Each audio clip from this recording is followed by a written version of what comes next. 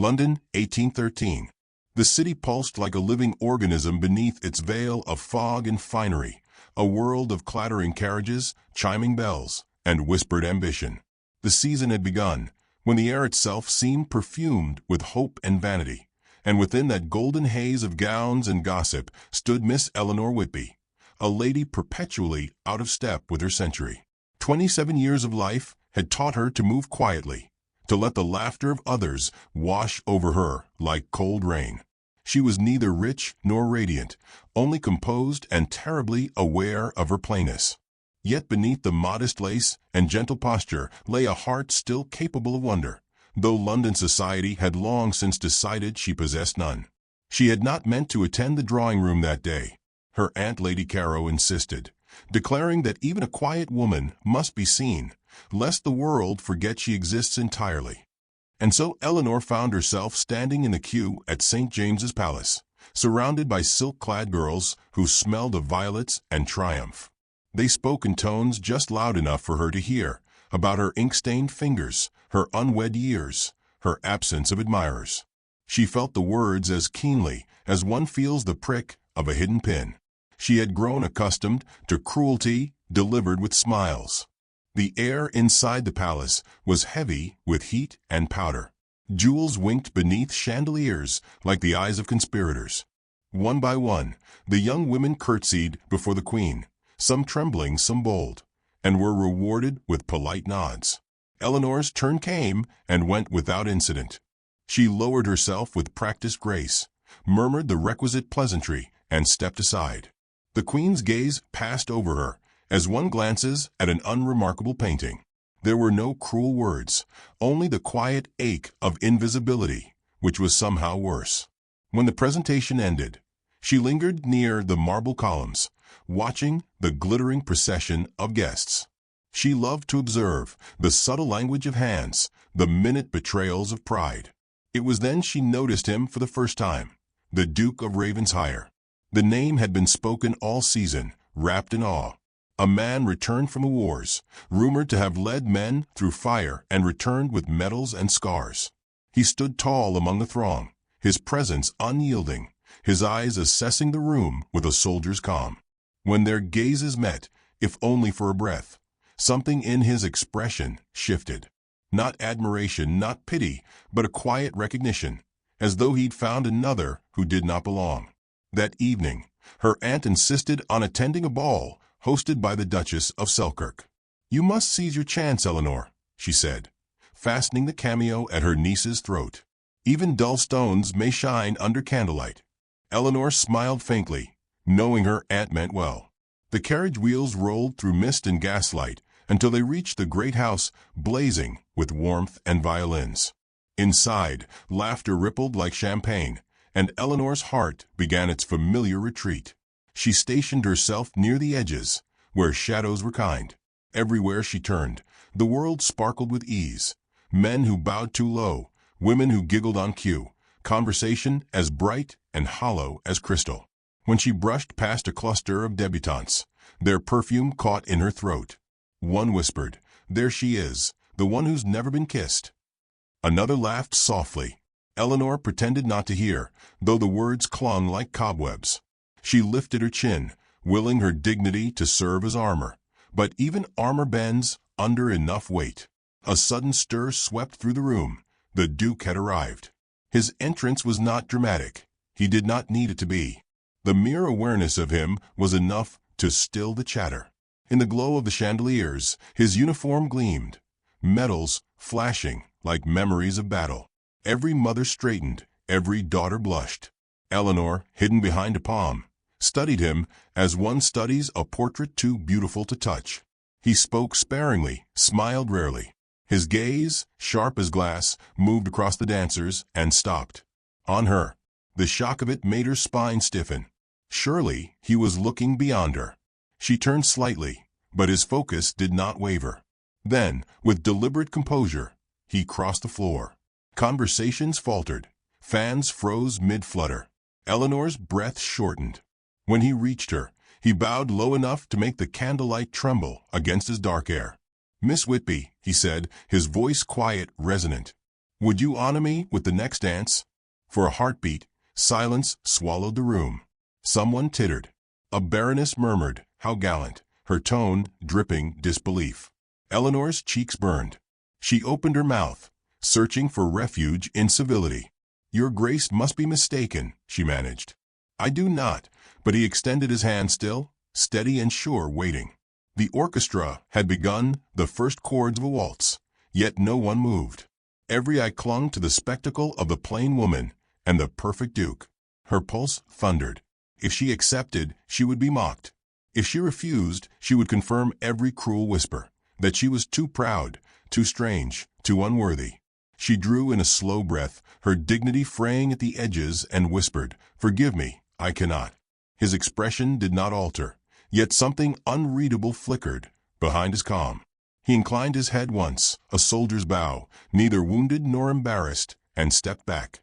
Laughter resumed, soft, poisonous, triumphant. The crowd folded over the moment, as though it had never happened. Eleanor slipped away, her composure unraveling only when she reached the terrace. The night air was cold, smelling of rain and lilac. She gripped the railing. Blinking against tears she despised herself for feeling. Above her, the moon hung pale and distant, unmoved by human cruelty. From inside came the muffled pulse of music, the world she could not enter. Then came the faint sound of boots on stone. She turned. The Duke stood a few paces away, hands clasped behind his back, his gaze fixed on the garden below. Neither spoke for several breaths. When he did, his tone was softer than she expected. "You bear insult better than most generals bear fire." She startled at the words, unsure if they were mockery or respect. He glanced at her then, eyes steady. "Do not let them wound you, Miss Whitby. I have seen true cruelty, and it does not wear silk." She could find no reply. The music swelled again within the ballroom, and he nodded once before returning to it, leaving her in the hush of night. Only when he disappeared did she realize her heart was no longer wounded. It was bewildered, as though something had stirred it awake. When the carriages lined to depart, she remained silent beside her aunt, the laughter of others echoing through the windows. Yet her thoughts stayed on that quiet voice, that calm defiance, the way he had bowed without pity. She told herself it meant nothing.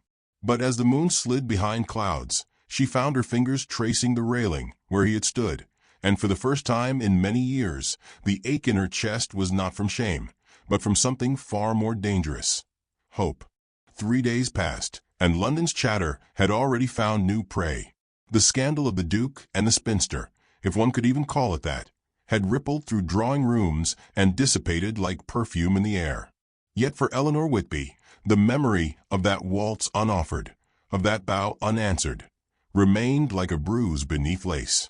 She told herself she had done what dignity demanded, and still in the quieter hours of the night, she found herself recalling the weight of his gaze and the calm certainty of his voice. "I have seen true cruelty," he had said. The words echoed, unsettling her more than the laughter ever had. Outside, spring pressed harder upon the city. The carriages moved through misted streets, their wheels cutting ribbons of mud and gold in the lamplight. Invitations arrived at Lady Carrow townhouse daily, sealed in wax and expectation. Eleanor read them without interest until one caught her eye, a royal summons to the Queen's drawing room. Her aunt clasped her hands in excitement. "You see, my dear, society forgives so quickly. You will show them grace, and all will be forgotten." Eleanor smiled faintly. She had learned long ago that society forgave only what amused it. Still, she went. She always went.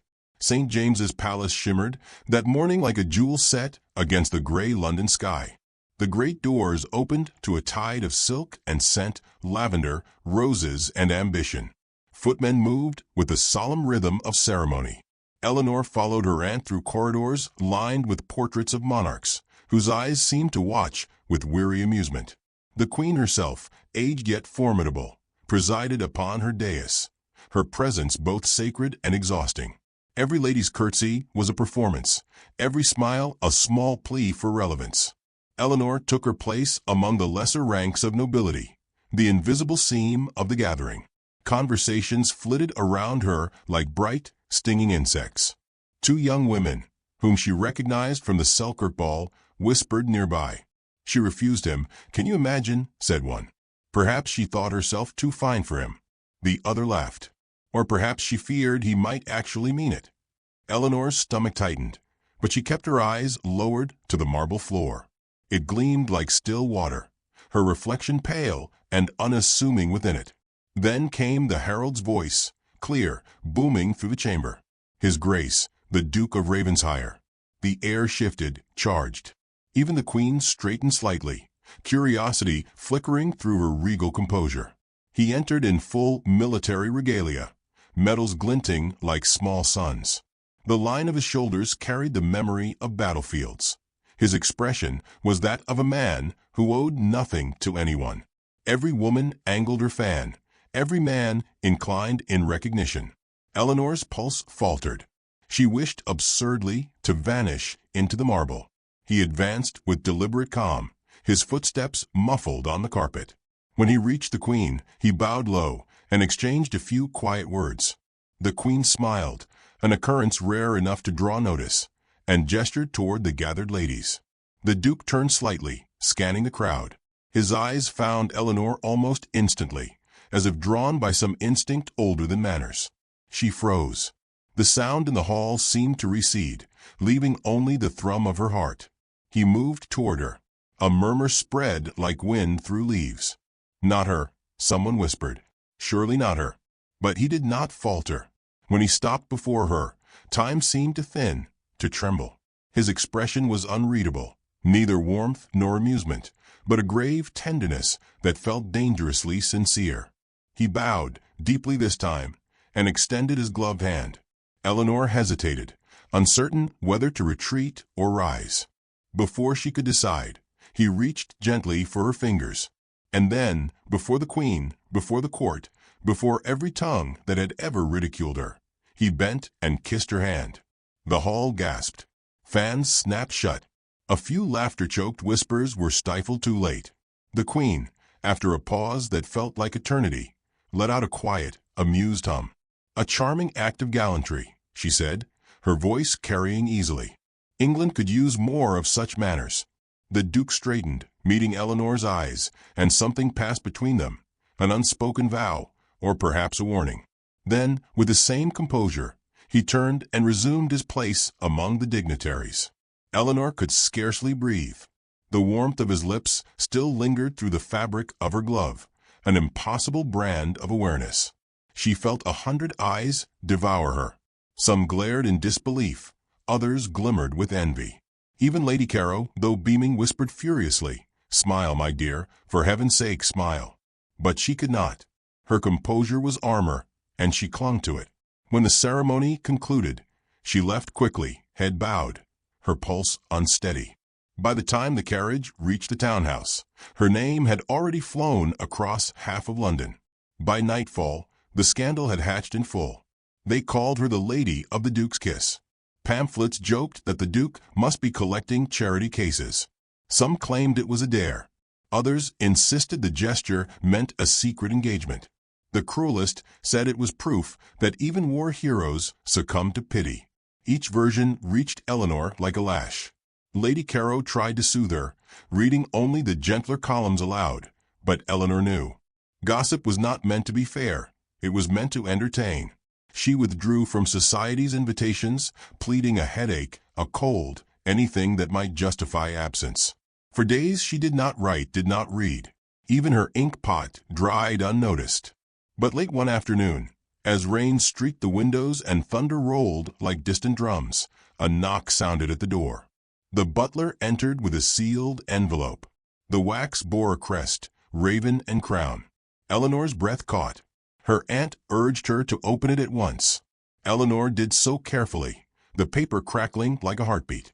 Inside, a single card. 6 words, penned in a hand bold yet elegant. "I apologize, though not for the kiss." Nothing else. No signature, no explanation. She read the line again, slower this time, tracing the pressure of each letter. It was unmistakably his. A strange warmth spread through her chest, tangled with alarm. What did he mean? Was it apology or provocation? The words walked the edge between both, daring her to interpret them.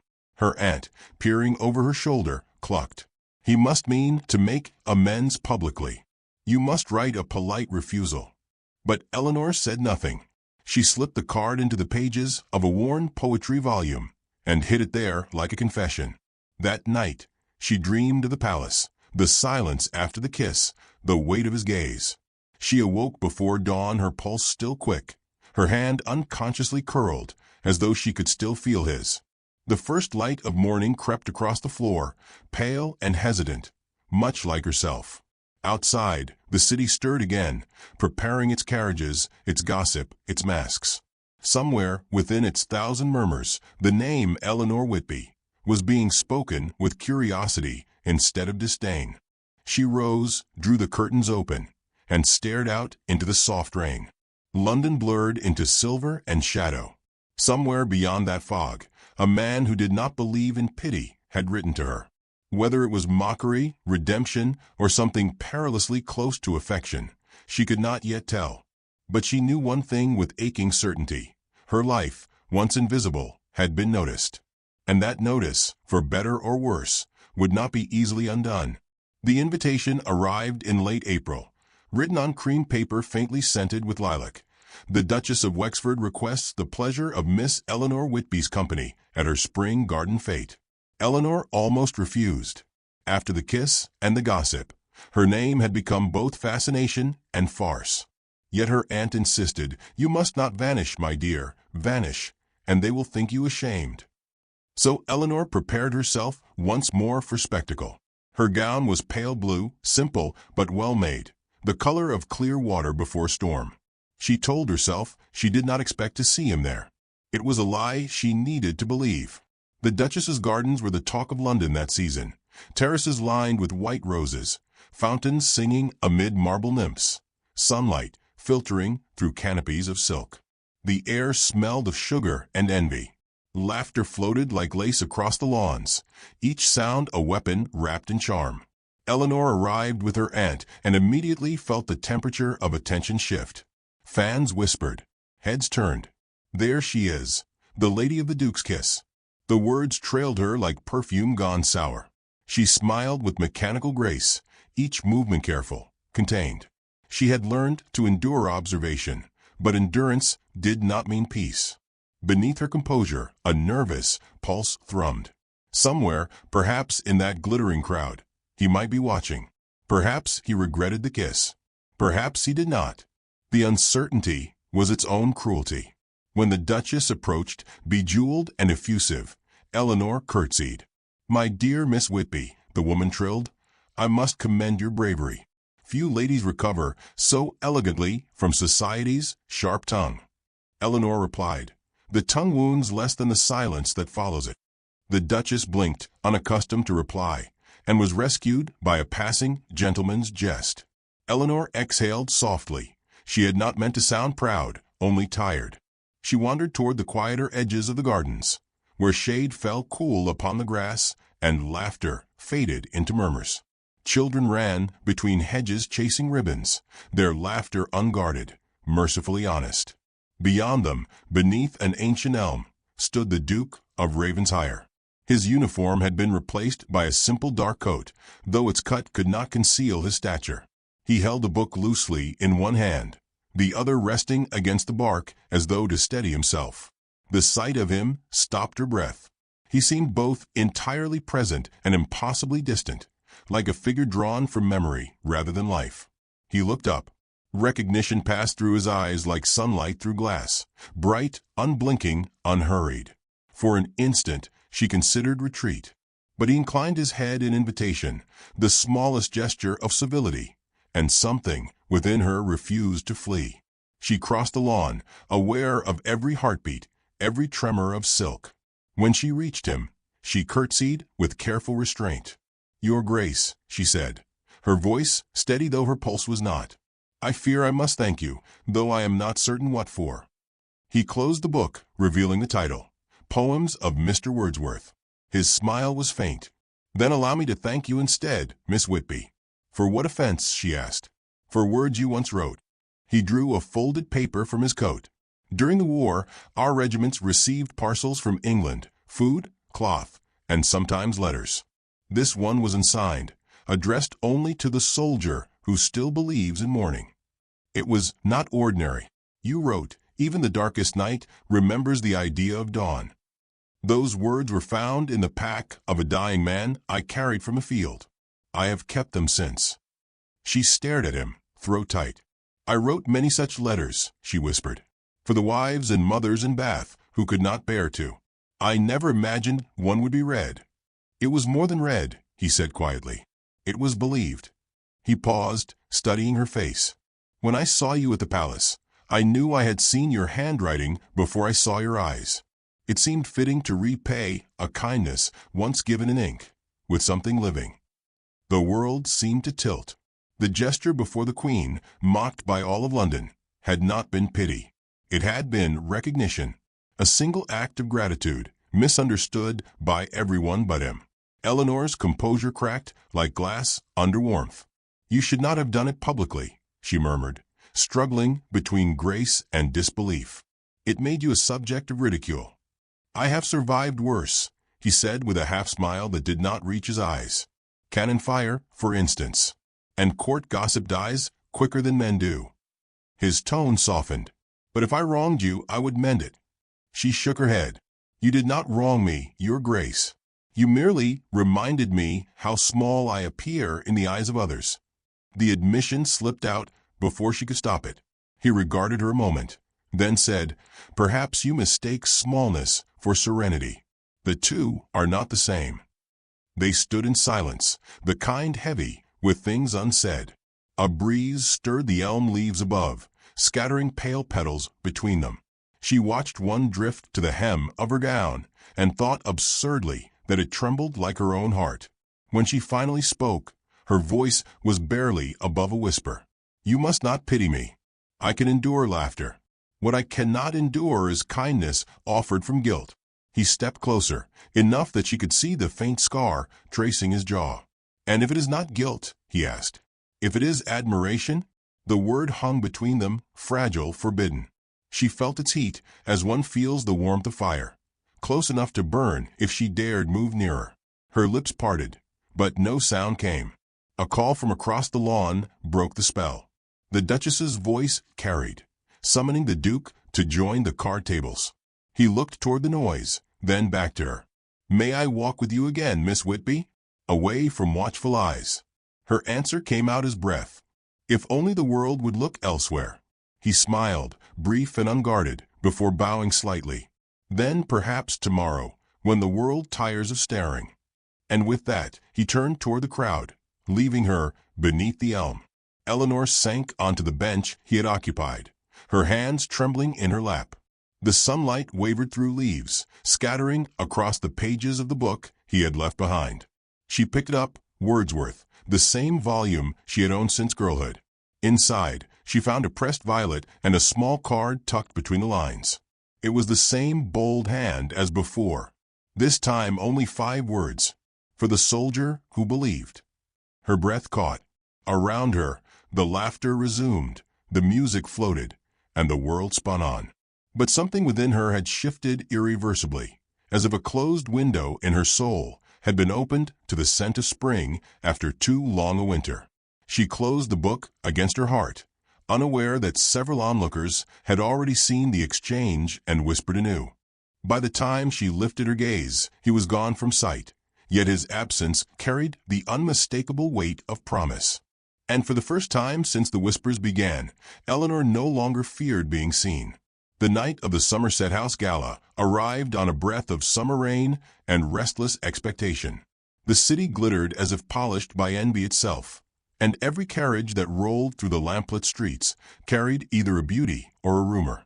Within the great ballroom, chandeliers spilled their golden light upon marble floors, the air thick with perfume and the hum of strings. This was to be the grandest event of the season, and it had been whispered that the Duke of Ravensshire would make his choice of bride. The speculation alone had drawn half the peerage into silk and gossip. Eleanor had no wish to attend. She had avoided the world's gaze for weeks, her heart still unsteady from that afternoon beneath the elm. Yet her aunt, radiant with purpose, declared it impossible to remain hidden. "You cannot let whispers define you," she said, fastening the clasp of Eleanor's gown, a modest ivory silk that shimmered faintly when she moved. "You will stand, you will breathe, and you will remind them what grace looks like when it refuses to yield." Eleanor smiled faintly, touched by her aunt's stubborn hope. She did not know what she would find at the ball, only that she was tired of being afraid. The ballroom was already ablaze when they arrived. Laughter struck her ears like crystal shattering. Everywhere she looked, she saw women draped in color, scarlet, emerald, gold, and men gleaming in medals and tailored pride. Her own pale gown seemed invisible against the brightness. But invisibility, she told herself, was safety. She moved through the throng like a ghost, stopping once beside the towering mirrors that lined the wall. Her reflection seemed both familiar and strange, older, quieter, touched by something that no ridicule could erase. The music changed, the orchestra began a waltz, and couples flowed like river currents across the floor. Then, as if conjured by the thought of him, the Duke entered. His late arrival caused a visible ripple, like wind cutting through still water. He wore no medals tonight, no uniform, only black evening attire that made the breadth of his shoulders seem almost defiant. Conversations faltered. Fans paused mid-motion. Even the Duchess of Wexford turned to whisper, "There walks the man who could marry any heart he chooses." Eleanor's own heart betrayed her, one startled beat, then another. She tried not to watch him, but her eyes disobeyed. He moved with the calm assurance of a man accustomed to command, yet his gaze swept the room with searching intent. And then he saw her, not through distance, not by chance. He found her as though he had known precisely where she would stand. For one suspended breath, they regarded each other, two secrets in a room built a spectacle. Then, without hesitation, he crossed the floor. The sea of dancers parted instinctively. Whispers rose like wind through reeds. Eleanor felt every gaze turned to her, some curious, others cruel. When he stopped before her, the silence thickened. "Miss Whitby," he said, bowing low enough for the candlelight to brush his hair, "I believe the orchestra owes us a dance we never began." She blinked, the memory of that first, refused waltz sharp as glass. "You would risk another refusal?" she murmured. "I would risk far more," he replied. "But I would not risk misunderstanding." Her breath trembled. Around them, the music swelled, waiting. Slowly, she placed her hand in his. The contact was slight, gloved and proper, yet it carried the weight of every word unspoken between them. He led her to the center of the floor, and as they began to move, the ballroom hushed. Their waltz was unhurried, deliberate, a conversation spoken through motion rather than sound. She followed his lead, her body uncertain, but her spirit awakening with each step. His touch was steady, protective, but never possessive. Beneath the chandelier's glow, the ink-stained spinster and the hero of England turned like poetry reborn. For the length of the song, she forgot the watching world. She forgot the whispers, the shame, the endless vigilance of propriety. There was only the steady rhythm of his hand at her waist, the faint scent of rain still clinging to his coat, and the look in his eyes, something between reverence and confession. When the final note faded, he did not release her at once. Instead, he leaned slightly closer and said, low enough that only she could hear, "You have changed what I thought beauty meant." The words struck through her with terrifying clarity. Before she could answer, applause broke like thunder around them. The room came alive with speculation. The Duchess of Wexford fanned herself furiously, whispering, "He must be mad, or worse in love." Men exchanged looks of amusement, women of envy. But the Duke seemed untouched by any of it. He guided Eleanor from the floor, pausing only when they reached the great marble staircase that overlooked the hall. "You have their attention now," he said softly. "Does it frighten you still?" "I am less frightened of them," she replied, her voice steadying, "than of myself." He smiled, brief and knowing. "Then perhaps you are ready to stop hiding." Before she could speak again, a shrill voice cut through the murmur. Lady Ashcombe, a woman who thrived on venom disguised as wit, had turned to her circle of listeners. "So the Duke means to crown a charity case," she declared. "England will cheer his kindness, no doubt." The laughter that followed was polite but cruel. Eleanor stiffened. The Duke turned sharply, his expression darkening, not with anger, but with the controlled precision of a man who had chosen his battlefield. He strode toward the gathering, his words carrying clearly across the hall. "You speak as though kindness were shameful, my lady," he said evenly. "Tell me, do you find ink stains more offensive than idleness?" The crowd fell silent. Lady Ashcombe paled, faltering beneath his gaze. "I meant only—" He did not let her finish. "Then permit me to mean this," he continued, his tone firm but calm. "Miss Whitby's hands may bear ink, but they have written comfort to men who bled for this country. If any among you think such labor beneath admiration, then I suggest you reconsider what virtue truly looks like." A murmur of surprise followed, then reluctant applause. Thin, uncertain, but real. Eleanor's vision blurred. She could not decide whether from pride or disbelief. The Duke returned to her side, his composure unbroken. "Forgive me," he said quietly. "I did not mean to make a scene." "You did," she whispered, her voice trembling. "But it was the kind the world needed to see." For the first time that night, he laughed softly, the sound low and disarming. "Then let them see." And before she could protest, he took her hand once more. This time, he lifted it slowly, deliberately, and pressed his lips to it in full view of the glittering crowd. The room gasped as one. The kiss was not dramatic nor scandalous. It was reverent, final, the gesture of a man unashamed of choosing with his heart instead of his rank. Eleanor felt the world tilt again, but differently now, less like falling, more like rising. The applause swelled, and yet she heard nothing but the faint whisper of his breath against her glove. He released her hand and looked into her eyes. "Let them talk," he murmured. "For once, I would have them speak truth." Before she could reply, a footman entered the hall, carrying a sealed royal letter, the Queen's crest pressed in gold. The Duchess of Wexford took it with visible shock and turned toward them. "Your Grace," she said breathlessly, "Her Majesty requests your audience, immediately." The Duke's gaze flicked to Eleanor, unreadable but fierce with some unspoken vow. "Then it seems," he said softly, "the Queen herself wishes to know the meaning of a kiss." Morning broke in pale gold over the Thames, washing London's rooftops in light as fragile as breath. By then, the city had already spoken.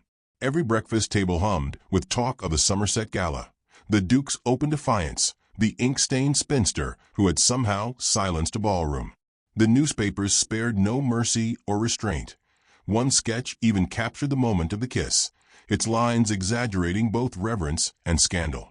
Lady Caro tried to keep the papers from Eleanor's sight, but gossip, like smoke, finds every crack.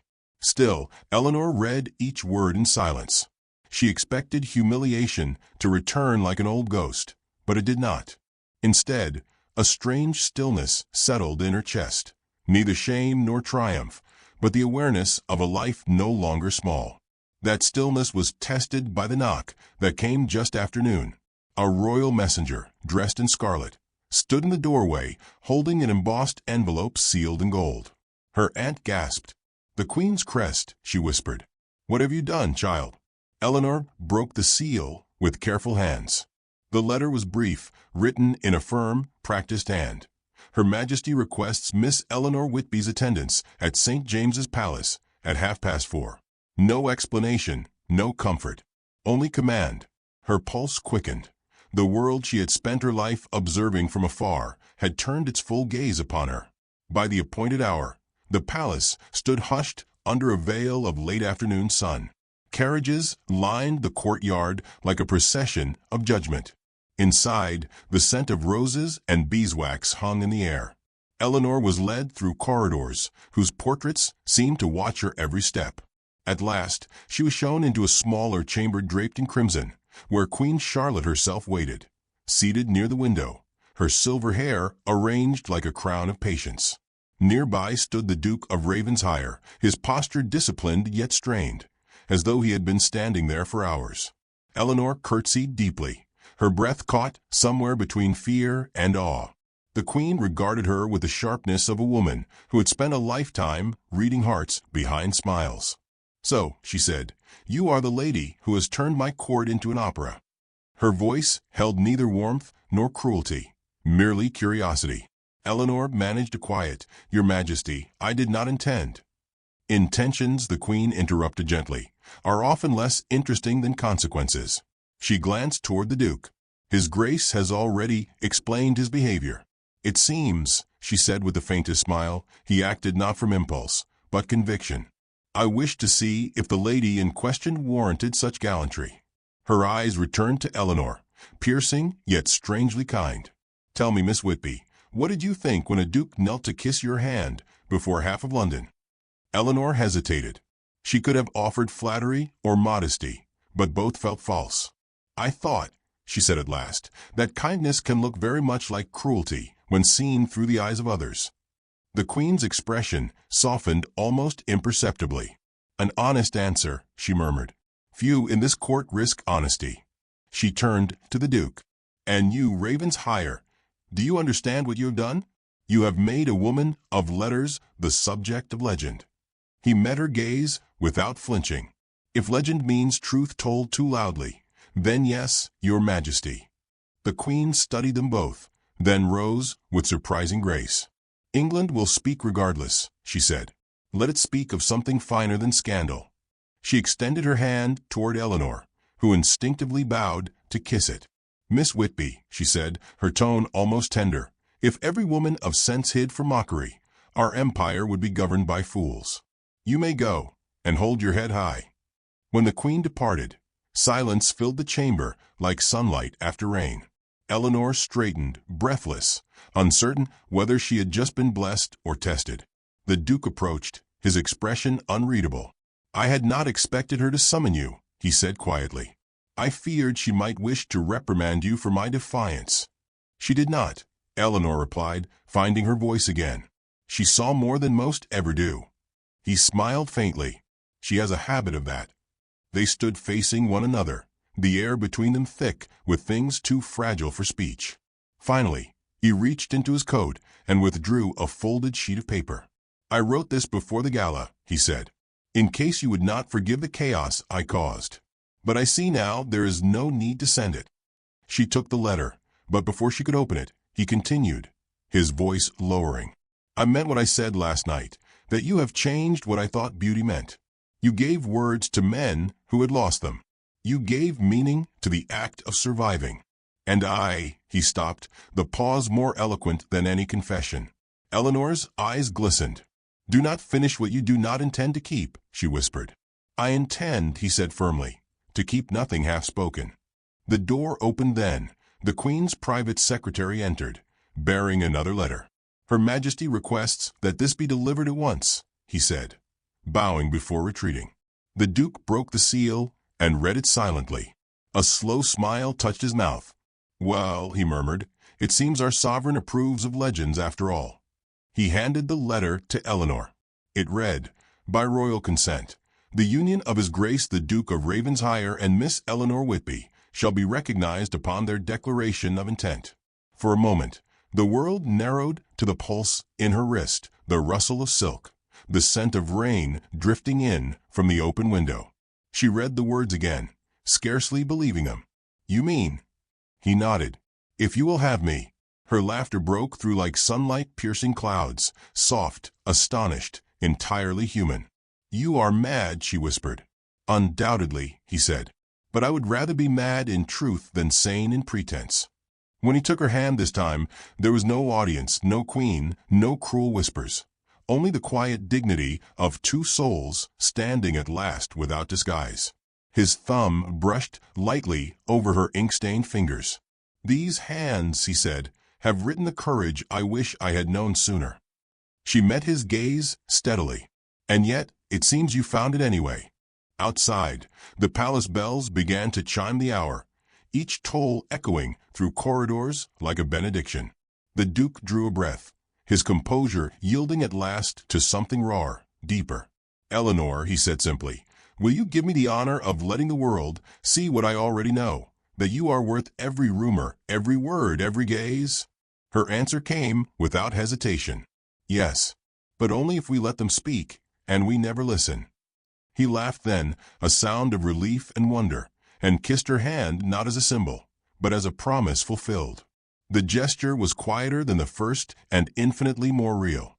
Later, when they left the palace, the sky had turned silver with mist. Carriages waited, but they chose to walk, the city around them softening under rain. Passers-by turned to stare, as always, but their gazes no longer wounded. For once, Eleanor did not lower her head.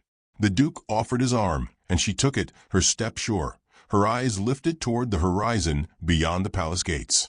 London's bells faded behind them. Ahead, the world felt vast and uncharted, like a page yet unwritten.